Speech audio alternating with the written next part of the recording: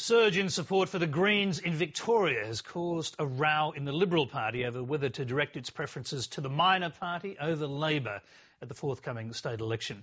Victoria goes to the polls in just a few weeks and preferences will be crucial to its outcome, particularly in several inner city seats where Labor has hemorrhaged support to the Greens. Hamish Fitzsimmons reports.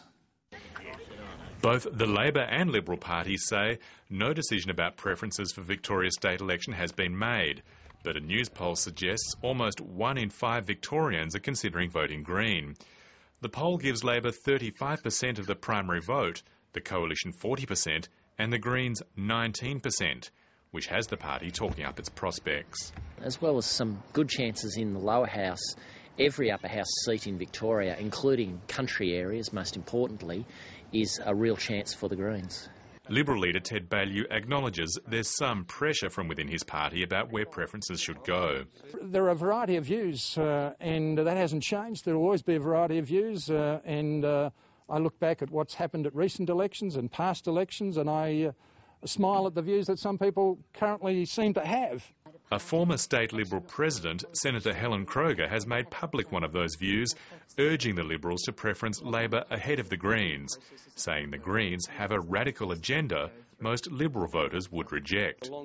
It's a view shared by one of the Liberal Party's greats. I mean, in my view, the Greens are worse than the Labor Party. Much worse.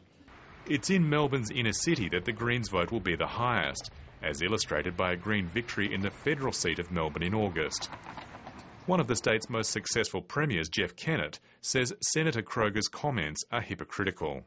What you're actually seeing today, and you're asking me about, is an issue that's been raised by a junior senator who is saying we shouldn't do a deal with the Greens when she herself did them, and defies even the federal government, recent federal government election where they put the Greens before Labor. Senator Kroger declined to be interviewed, but political analyst Nick Economou says her comments damaged Ted Baillieu, not Labor.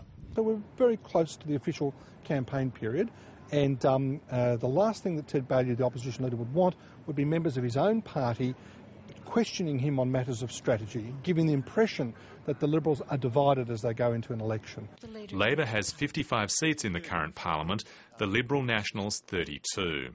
The news poll puts Labor at 52 to 48 on a two-party preferred, enough for Labor to form government in its own right.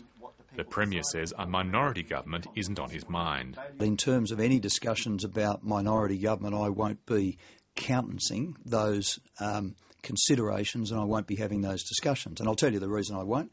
I won't because I'm standing to win as the leader of the Labor Party to lead a Labor government in my own right. Nick Economou says talk of the Greens winning up to 5 lower house seats is overblown. I think the Greens have got a very good chance of getting at least 1 seat, probably 2, and possibly 3. Thereafter, I think it's going to be difficult. Victoria's election campaign will start in earnest when the writs are issued on November the 2nd.